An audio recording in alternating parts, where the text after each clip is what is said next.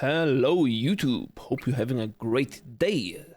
So today we will be doing the second round of Self-Vod review on Sojourn. The last topic was risk management, mostly playing by my tank. Check how boring can I play and still get away with it, basically. So here we have a game from yesterday that I have not reviewed yet, and let's see how we did, how we fared. And yeah, if we learned something actually yesterday from the gaming we did. So here we are. Doomfist is on the front. We are going by Doomfist. Peeking a little bit wider than we have to throw orb behind the Sigma. I think that is fine. We are now seeing the Ashe. We have not scouted before. I think that is good.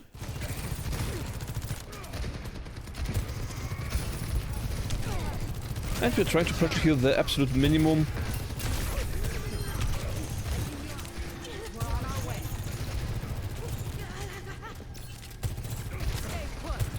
Okay, so far so good. We are behind our tank, nothing's happening, but we are pushing the payload, so we are getting space. So basically what's happening now is we don't win the teamfight fast and easy, but we are so the enemies pay with the resource space. They give up space to survive. So we can push the payload. This is basically as good as winning gets, because we pushed all the way without breaks, without stops, without pause. It was awesome so far. So now, yeah, McCree got a kill, something. Now it gets a little bit scary. I'm low in HP now. I'm falling back behind the corner, it's fine. It was a little bit unnecessary risk, but... well, mainly because I'm low, right? But Ashe was dead. So it's... yeah, kinda... no, that is too risky. I should have stayed closer to cover. This was too risky, okay. You see how I stay low HP all the time and how the supports have trouble healing up the main tank and me at the same time. So here I should have reduced my aggression and waited for heals. Because my Doomfist needs now all the support, and now he can't get it because my supports are busy supporting me instead. So he should not have jumped and peeked and everything. Should have stayed behind cover or even go for a health pack. Because remember, we are actually only 5 and 4. Here we go further out while they ult. I think this again was rather a misclick. I don't think that was necessary. Should have be lifted behind cover. So this was stupid. Okay. Questless, why did I go forward? I do not even know. I was playing this corner, and at some point after my Doomfist fell back, I should have gone back and increased the distance to the corner. And then do the same, basically.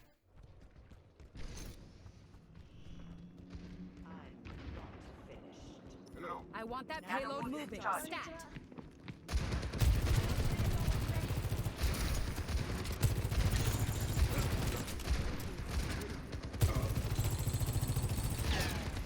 Now trying again, doing the same thing from the safest spot possible.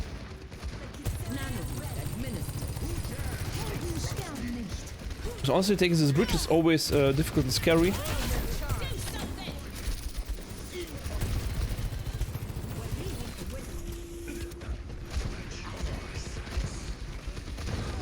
So here we have some technical trouble, but we died to 4 ults used by the enemy team and 3 ults used from my team. Okay. So in the end, it was still kinda good for us from ult management, but of course in general,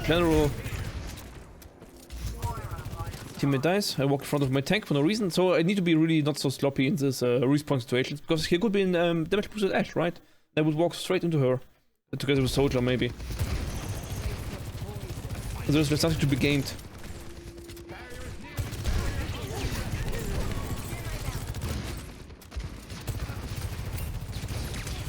But I don't think that the last teamfight is enough for me to increase my aggression. Mainly because they won with ult superiority. But I might have wanted to use my ult faster here.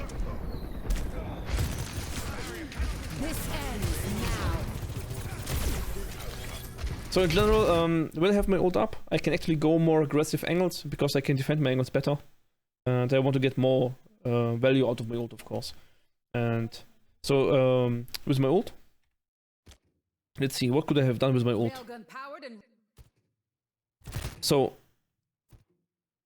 I think with my ult I actually could have jumped up here where my Moira is and ulted from here.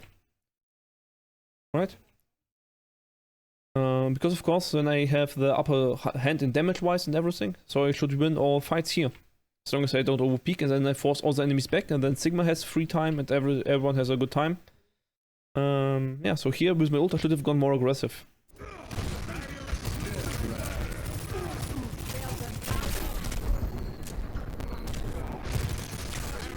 this ends now. So here we are clearly behind our tank.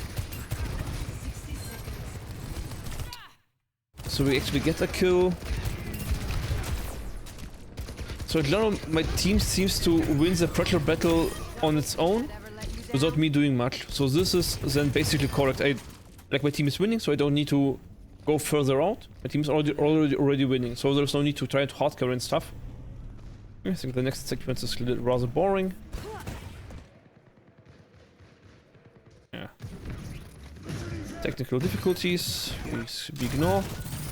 Of course, we're still coming back to technical difficulties. My team is, of course, in a bad position, that's clear. Okay, and here we are back. Let's see. So now here, I think I'm lagging behind too far, because here is basically no safety. If I get shot now, I cannot get healed, and I cannot reach my tank easily, so I really should not shoot here. I really should get back to my team as fast as possible. And I get punished for it instantly. Because I'm really totally out of position, out of cover, out of everything. Like, where would I hide? Right, where would I hide? Nowhere to hide, nowhere to win. So this one I threw, should have been with my team. So, actually, let's go over this once more. So what should I have done exactly? Go back, go back, go back. To here. Why am I so far behind? To adjust my approach. Is my audio bugging out again? Yeah, here. I should have slided to my team far earlier, so roughly here. You slide once, then I'm with my team. Okay, so as soon as Sigma rotates his shield, I need to rotate with Sigma, which means Sigma went around this corner, which means I need to rotate basically inside here and be again behind my Sigma, shooting up one straight line. But instead, I'm struggling behind, and I'm basically flanking myself. Like, it's not that the soldier is flanking, I put myself in a position where I'm automatically flanked. And this is even worse, because now soldier doesn't even need to invest time or skills or whatever to get me into this bad position. But I put myself there, and this is total garbage play. Okay? So I need to keep an eye on really moving with my tank. So not only stay behind my tank, but really rotate around my tank. Because now, look at this. If you look at from here, soldier jumps down, and now he would need to fight an uphill battle against Kiriko ult, against Sigma shield, against everything. Like Sigma's using his skills to protect us from soldier. So if I would have been behind my Sigma, I could have killed this soldier. But I didn't, I threw this fight. Because I wasn't fast enough with my Sigma.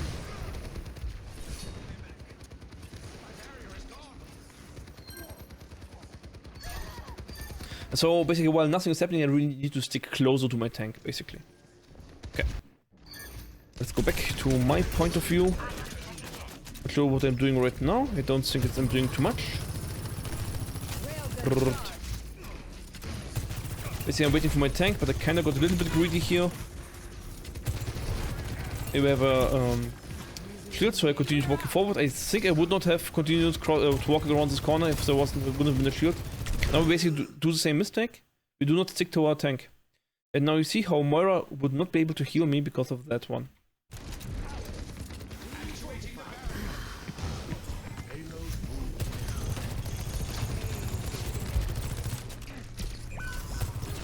There's stuff behind, so I'm kind of not sure where my team is going. But I kinda don't want to leave my tank alone. So I keep pushing here instead.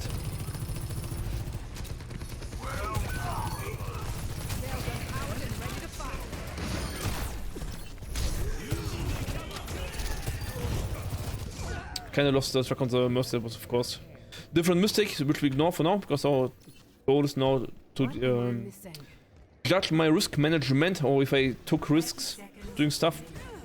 They didn't take risk, they just failed. I'm too late to the fight, and this is terrible. I'm dying to Sojourn's ult again. So like, maybe I should have fallen back. I'm not sure why I went in so brain dead. Like in this case, I completely ignored my tank and just like I see my tank coming backwards, and I was run away from Sigma's ulti or something. From Sigma's ult, so spread apart or something. I don't know. This did not work out, but also it's not so critical because they used Sigma ult and Soldier ult, and we didn't use anything, so it's kind of okay. Like you can't win every fight. The thing is that it would have been an important fight to win. Yeah, so in the end I actually do not know. But it's just a series of events that led to this unexcited downfall in the end, where we just lost to 2 ults. Yeah, I don't know. Look alive out there.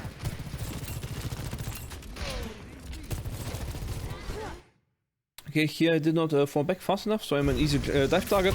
But Sojourn is kinda good at running away from dives, so it's somewhat okay, maybe.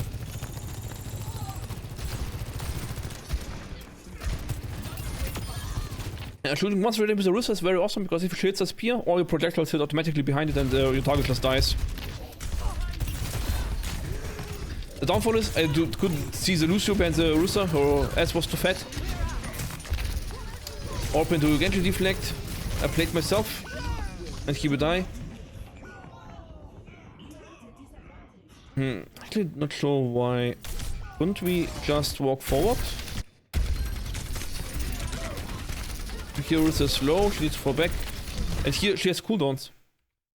Like, right at this second, she could have used her swirling staff and push Monkey behind this corner, allowing her team to retreat with spear. She actually uses her gold skin. I really do not think that this is a correct usage of her abilities. But it doesn't matter for me. So in theory, I could have survived there. So maybe the position wasn't too bad. I think I could have survived there against, so with my team against enemy team in the situation. So this is not something I would now judge too harshly. The position like keep more distance to horse or something. Because horse is kinda good as anti-dive, right? Because as Winston you really should not win jumping into a horse.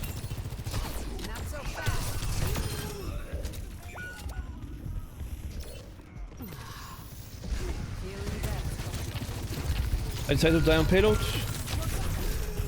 think that's correct. We do not skip anymore because this breaks our audio. Instead we do it like this, 2 times speed. Let's go.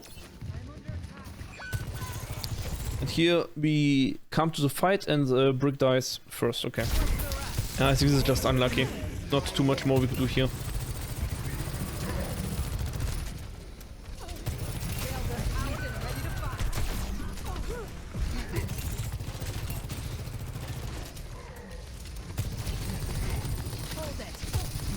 So the thing is, I think in this fight I should have tried to carry harder, like at this point.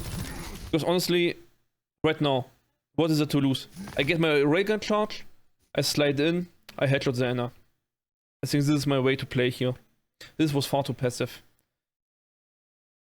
Because right at this moment, I think I still need to skip. Let's hope it doesn't break. Right here we die. Hitting the ground running. Now we try to come back and regroup and stuff. Now, my brick is dead, we are 5 and 4. So which means this teamfight is most likely lost, except if we use ults or something. But this is last fight, right? They are right in front of us. We need to win this fight. There's not too many chances after that. And I see my team is going in. Like with this Hawk, get away from diving Winston, Genji something. No, the enemies basically all in with their abilities. And this allows me to all in them instead. Like here, Nano Monkey jumped into my face. Just the Monkey slides straight into the backline. Well, maybe going safe is also kind of okay, wasting the time. But now, right now, I got pushed, okay. I just wanted to flick onto the Genji, but I got pushed from the monkey. But I really should have used my slide aggressively here at some point. And so this mindset should have switched to, this is the situation where I need to all in. Like, we are 4 or 5 last fight, they use ults, this is where I need to go. Hawk is not going to get out alive. This is where I need to go. Hold it.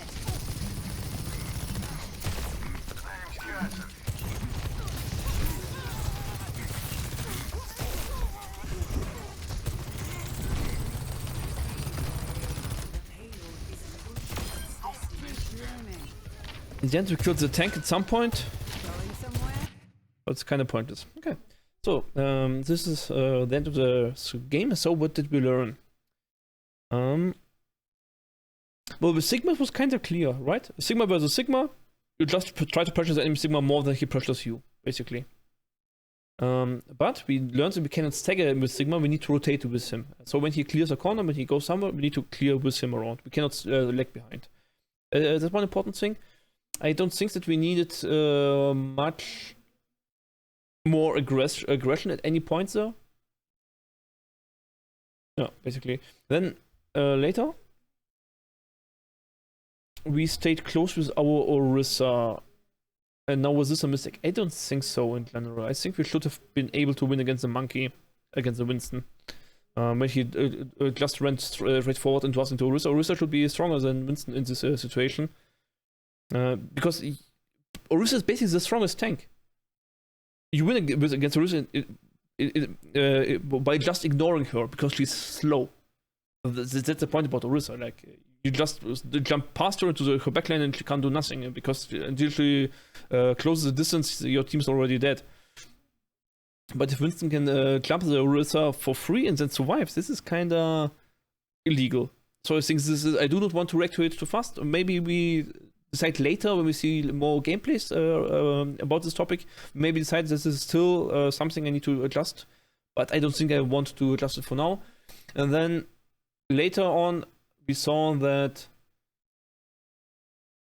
Yeah, well, I had a good reason why I needed to increase the risk, and it was because the last fight enemies were about to win. So I need to either hard carry or lose the game. And just pressuring the enemy tank a little bit is not good enough. Why? Because basically the enemies are on defense and I'm on attack.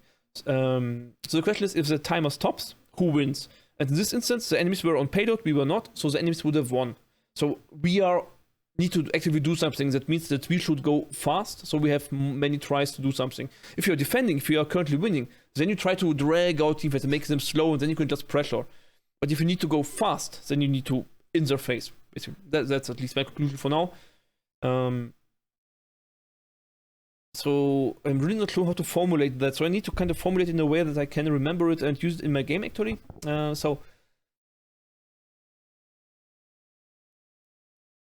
It's really hard to formulate. So maybe we just try to remember it for now and keep it in our brain for later. And maybe at some point my brain will develop this pattern finding and matching and understanding, and then we can maybe use it. Okay. So this was our review for now. If you have any questions or want to see more, feel free to join me on Twitch. We are streaming there live, where we try to apply the knowledge from this VOD reviews live. And yeah, thank you very much for watching. See. Bye bye. Until next time. Oh, wrong button.